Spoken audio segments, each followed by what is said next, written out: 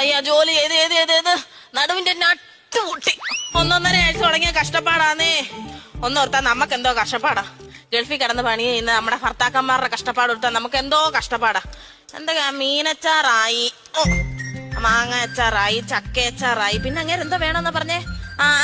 ഇടിച്ചക്കയുടെ അല്ലല്ല അങ്ങനെ എന്താ അങ്ങോട്ട് ആവുന്ന കൊണ്ടാക്കി വെക്കാം.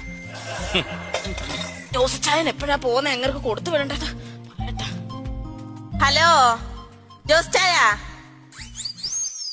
ദോശയും ചായ എന്നല്ല പറഞ്ഞ അമ്മച്ചി. കാര്യം പറയാതെ ഇച്ചായന്റെ ഒന്ന് കൊടുത്താ ഞാൻ അങ്ങനോട് പറഞ്ഞോളാം. ജോസിച്ചായ പോകുമ്പോ എന്റെ ചേട്ടന് കൊണ്ടുപോകാനുള്ള അച്ചാറ് മറക്കാതെ കൊണ്ടുപോകണേ. നാളെ വൈകിട്ടത്തേക്ക് ഞാൻ അങ്ങ് എത്തിക്കാം. വരുത്തൊന്നുമില്ല, ഈ അടുത്തിടയ്ക്ക് ഒന്നും വരത്തില്ല. അറബി വിടത്തില്ല, 6 മാസത്തേക്ക് വിടത്തില്ല. നില വിളിച്ച് എന്തോ കരച്ചിലായിരുന്നു. പുല്ലെല്ലാം കൂടി ഇട്ടെറിഞ്ഞിട്ട് ഇങ്ങോട്ട് വരാന്ന് പറഞ്ഞു. അത് കേട്ട് ഞാനും ഭയങ്കര കരച്ചിലായിരുന്നു. ഇനി ഇയാളങ്ങനെ ഇട്ടെറിഞ്ഞ് വന്നാലോ? പിന്നെ ഒരുവിധം സമാധാനിച്ചിട്ട് ഞാൻ അവിടെ നിർത്തി. പിന്നെ